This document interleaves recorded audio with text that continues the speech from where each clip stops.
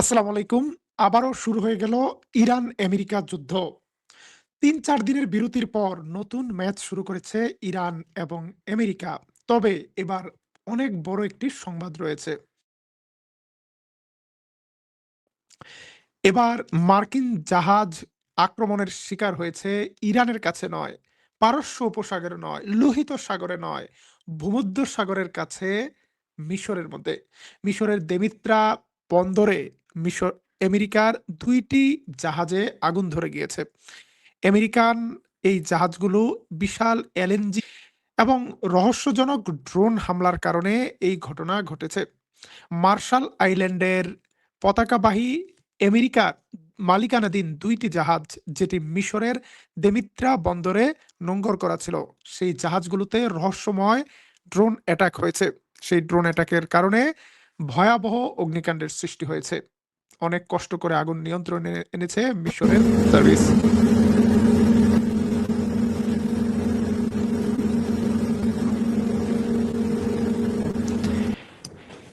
Iran এর আগে ঘোষণা দিয়েছিল, যদি আবারও ইরানে হামলা চালানো হয় তাহলে যুদ্ধ ছড়িয়ে যাবে পুরো অঞ্চলে এবং কল্পনার বাইরে অনেক বড় এলাকা জুড়ে যুদ্ধ ছড়িয়ে পড়বে। যদিও এই হামলার দায় দায়িত্ব এখন পর্যন্ত কেউ স্বীকার করেনি, তবে মার্কিন যুক্তরাষ্ট্র মনে করছে মিশরে আমেরিকার জাহাজে হামলার পেছনে ইরানের হাত থাকতে পারে।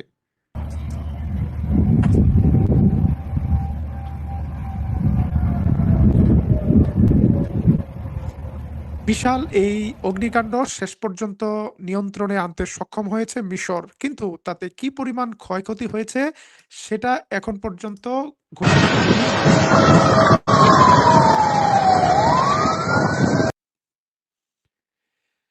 নতুন দফার ইরান আমেরিকা যুদ্ধের আওতা আরো বেড়ে যাচ্ছে, সেটা নিঃসন্দেহে। তবে সেটা কতদূর যাবে সেটা নিয়ে প্রশ্ন রয়েছে। এদিকে ইরান হরমুজ প্রণালীতে মার্কিন যুক্তরাষ্ট্রের নির্দেশে ২ টি জাহাজ চলাচল করার চেষ্টা করলে সেগুলোকে ফায়ার করে পিছু হটতে বাধ্য করে। শুধু হরমুজ প্রণালী নয়, এবার বাবেল মানদেব প্রণালী থেকে টুল আদায়ের বিষয়টি বিবেচনা করছে ইরানপন্থী গেরিলা গোষ্ঠী হুতি বাহিনীরা। হুতিদের পক্ষ থেকে জানানো হয়েছে, তারা হরমুজ প্রণালী স্টাইলে এবার বাবেল মানদেব প্রণালী দিয়ে যত জাহাজ যাবে তাদের থেকে টোল আদায় করবে। সেক্ষেত্রে শুধুমাত্র চাইনিজ জাহাজগুলো থেকে টোল আদায় করা হবে না। অন্যদিকে চীন সরকারিভাবে সরকারিভাবে হুতিদের সাথে আলোচনার জন্য একটি প্রতিনিধি দল পাঠিয়েছে। যদি হুতিরা বাবেল মানদেব প্রণালী থেকে ট্যাক্স তোলা শুরু করে, তাহলে চাইনিজ জাহাজগুলোকে যেন সেই ট্যাক্সের আওতামুক্ত রাখা যায়, চাইনিজ জাহাজগুলো যেন নিরাপদ রাখা যায়। এই যুদ্ধে মার্কিন সাম্রাজ্যবাদ ২ জায়গায় টোলের শিকার হতে যাচ্ছে। একদিকে হরমুজ প্রণালী, আরেকদিকে বাবেল মানদেব প্রণালী। তাহলে দেখা যাবে বিশ্ববাজারে মার্কিন পণ্যগুলোর দাম বেড়ে যাবে চাইনিজ পণ্যের তুলনায় অনেক বেশি। মনে হচ্ছে এই বিষয়ে চীনের একটা নীরব সমর্থন থাকতে পারে। এদিকে শুধুমাত্র আমেরিকার জাহাজ নয়, আমেরিকার মিত্রদের জাহাজগুলো থেকেও টোল আদায় করবে হুতিরা। এখন ইরান আমেরিকা যুদ্ধের পাশাপাশি সৌদি ইয়েমেন যুদ্ধ নতুন উত্তাপ ছড়াচ্ছে। সৌদি আরব নতুন করে একটি জোট গঠন করার ঘোষণা দিয়েছে। সেই জোট হবে ইয়েমেনের বিরুদ্ধে, হুতিদের বিরুদ্ধে।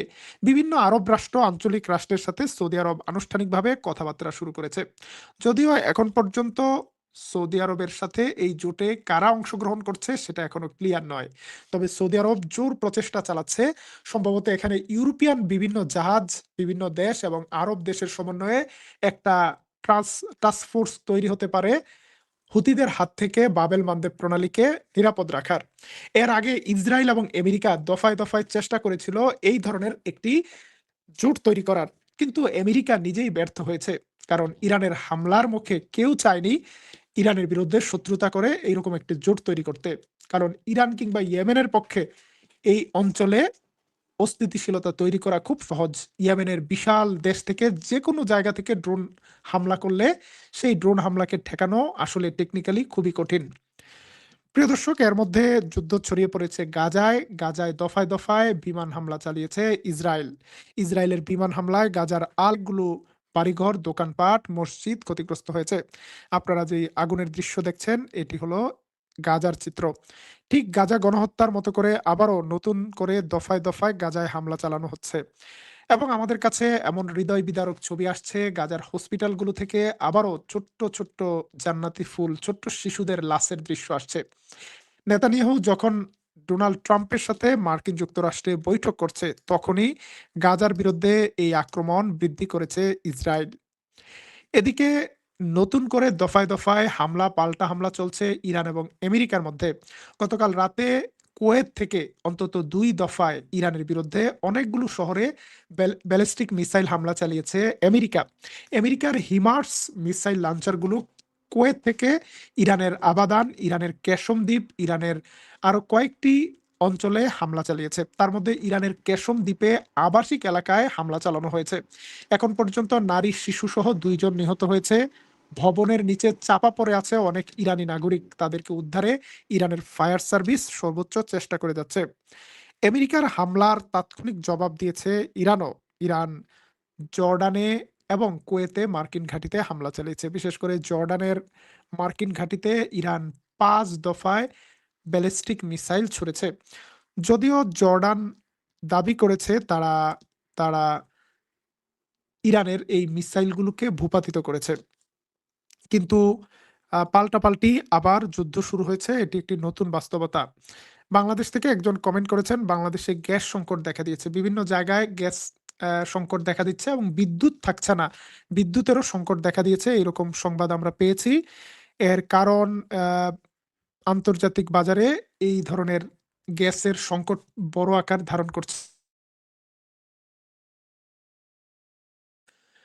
যুদ্ধের কারণে পৃথিবীর অন্যতম গ্যাস রপ্তানিকারক বা এলএনজি রপ্তানিকারক দেশ কাতার এলএনজি রপ্তানি স্থগিত করে রেখেছে, যে কারণে বিশ্ববাজারে এলএনজির দাম বাড়ছে এবং বাংলাদেশ সরকার বিভিন্ন মিত্র দেশের সাথে আলোচনা করছে এলএনজি সংকট সমাধানের চেষ্টা করতে। এখন এই যুদ্ধ যদি সামনের দিকে আরো বাড়ে, তাহলে সংকট আরো বাড়বে। শুধু বাংলাদেশ নয়, মার্কিন যুক্তরাষ্ট্র সহ সারা বিশ্বের জ্বালানি আমদানিকারক দেশগুলোতে জ্বালানির দাম বেড়ে যাবে। শুধু জ্বালানি আমদানিকারক নয়, জ্বালানি যারা তৈরি করে তাদের দেশেও জ্বালানির দাম বেড়ে যাবে। মার্কিন যুক্তরাষ্ট্রের সফররত নেতানিয়াহুকে অত্যন্ত আত্মবিশ্বাসী দেখা গিয়েছে। নেতানিয়াহু বলেছে, ডোনাল্ড ট্রাম্পের সাথে আমার যে বৈঠক হয়েছে আমি সেটাতে অত্যন্ত আশাবাদী, অন্য যেকোনো সময়ের চেয়ে অনেক ভালো মিটিং হয়েছে। অন্যদিকে আমেরিকান প্রেসিডেন্ট ডোনাল্ড ট্রাম্পকে ইসরায়েলের ব্যাপারে সতর্ক করেছেন আহ আমেরিকার সাবেক কর্মকর্তারা। তারা বলছে ইসরায়েলের সকল দাবি-দাওয়া মেনে নেয়া যাবে না। বিশেষ করে যুক্তরাষ্ট্রের সন্ত্রাস বিরোধী কেন্দ্রের সাবেক পরিচালক জো কেন্ট বলেছেন, ইসরায়েলকে নিয়ন্ত্রণে রাখতে হবে। নেতানিয়াহুকে না বলতে পারতে হবে। অর্থনৈতিক চাপের কারণে ইরান ভেঙে পড়বে না। মার্কিন যুক্তরাষ্ট্র যেভাবে চিন্তা করছে ইরানকে নানা রকম অর্থনৈতিক অবরোধ দিয়ে দুর্বল করবে, শেষ পর্যন্ত ইরান অপরাজিত থাকবে, ইরান ভেঙে যাবে না। কিন্তু আমেরিকা যদি ইসরায়েলের কথা শুনে এইভাবে অনন্ত যুদ্ধ করতে থাকে, সেই যুদ্ধের সবচেয়ে বেশি ক্ষতির শিকার হবে আমেরিকান অর্থনীতি নিজেই। এবং যুদ্ধটি ইতিমধ্যেই ছড়িয়ে যাচ্ছে হরমুজ প্রণালী থেকে বাবেল মানদেব প্রণালী, এখন তো সুয়েজ খালের কাছাকাছিও চলে যাচ্ছে। বিশেষ করে মিশরের মধ্যে যেভাবে হামলা হয়েছে, সেটি আন্তর্জাতিক জাহাজ চলাচল বিষয়টিকে আরো প্রচন্ড রকম শঙ্কার মধ্যে ফেলে দিয়েছে। কিভাবে এই হামলা হতে পারে? সম্ভবত কোনো বিদ্রোহী গোষ্ঠী সিনাই উপত্যকা থেকে ড্রোন হামলা চালাতে পারে, অথবা কোনো বাণিজ্যিক জাহাজের ভেতরে লুকানো ছোট ড্রোন সেখান থেকে ফায়ার করা হতে পারে। যদি এই ধরনের কর্মকাণ্ড চলে, তাহলে এটা শুধুমাত্র হরমুজ প্রণালী কিংবা সুয়েজ খাল নয়, এটা ইউরোপের কাছেও চলে যেতে পারে। কারণ বাণিজ্যিক জাহাজের মধ্যে যদি ছোট আকারের ড্রোন লুকিয়ে রাখা হয়, সেই ড্রোনগুলোকে ফায়ার করা হয়, তাহলে খুব সহজেই সমুদ্রের মধ্যে একটি জাহাজকে বিপদে ফেলে দেওয়া যাবে। মিশরের এই জাহাজটি মিশরের বন্দরের কাছাকাছি থাকায় সেই জাহাজটিকে তাৎক্ষণিকভাবে ফায়ার সার্ভিসের দ্বারা আগুন নিয়ন্ত্রণ করা সম্ভব হয়েছে। কিন্তু জাহাজ যদি গভীর সমুদ্রের মাঝখানে থাকে এবং সেই সময় যদি ড্রোন আক্রমণের শিকার হয়, তাহলে এই ধরনের জাহাজকে রক্ষা করা কঠিন। আবার এই জাহাজটিতে যে ইরান হামলা করেছে এটা নিশ্চিত করে বলা যায় না, কারণ এখন পর্যন্ত ইরান এই হামলার দায় স্বীকার করেনি। সাধারণত ইরান কোথাও হামলা করলে তারা ঘোষণা দিয়েই হামলা করে, কাপুরুষের মতো হামলা করে না। এটা হতে পারে তৃতীয় কোনো পক্ষ নেতানিয়াহু যখন হোয়াইট হাউসে আছে, ইরানের বিরুদ্ধে একটা যুদ্ধকে জায়েজ করার জন্য এই ঘটনাটি ঘটাতে পারে। এবং এই মিশরের সাথে ইসরায়েলের দূরত্ব সবচেয়ে কম। যদি ইসরায়েলের পক্ষ থেকে কোনো গ্রুপ এই ধরনের কাজ করে আমেরিকাকে ইরানে হামলার জন্য উস্কানি দেয়, তাতেও অবাক হওয়ার কিছু থাকবে না। এখন পর্যন্ত যেহেতু কোনো পক্ষ হামলার দায় স্বীকার করেনি, সুতরাং আমরা এটিকে রহস্যজনক হামলাই বলছি। তবে আন্তর্জাতিক আন্তর্জাতিক শিপিং ট্রাফিকের জন্য এটা অনেক বড় একটা অশনি সংকেত। হরমুজ প্রণালী থেকে বাবেল মানদেব প্রণালী, বাবেল মানদেব প্রণালী থেকে সুয়েজ খাল পর্যন্ত এই বিশাল গুরুত্বপূর্ণ আন্তর্জাতিক জলসীমা অনিরাপদ হয়ে পড়েছে। আপনারা কি মনে করেন সৌদি আরবের নেতৃত্বে আমেরিকা, ইসরায়েল এবং কিছু আরব দেশের সমন্বয়ে একটা বিশেষ জোট বা বাহিনী করলেই এই হামলা বন্ধ করা যাবে? ইরান বলছে আলোচনার মাধ্যমে, সমঝোতার মাধ্যমেই, ইরানের অধিকারকে স্বীকৃতি দেওয়ার মাধ্যমেই যুদ্ধ বন্ধ করা সম্ভব। এবং ইরান যে হুঁশিয়ারি দিয়েছে, যদি ইরান থেকে কোনো তেল রপ্তানি করা না যায়, তাহলে মধ্যপ্রাচ্যে কেউ তেল রপ্তানি করতে পারবে না। মধ্যপ্রাচ্যে কারু তেল, এক ফোঁটা তেলও রপ্তানি হবে না।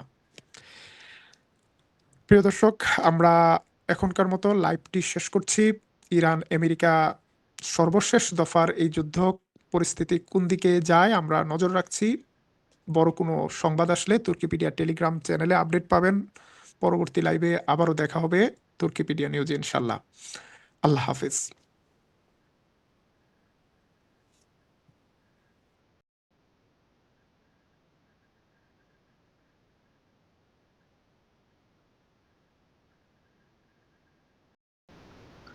দর্শক অবশ্যই শুরু থেকে শেষ পর্যন্ত দেখছেন, জানছেন। অবশ্যই আপনাদের মূল্যবান মতামত কমেন্টে জানিয়ে দিবেন। তো সবাই ভালো থাকবেন। ধন্যবাদ সবাইকে।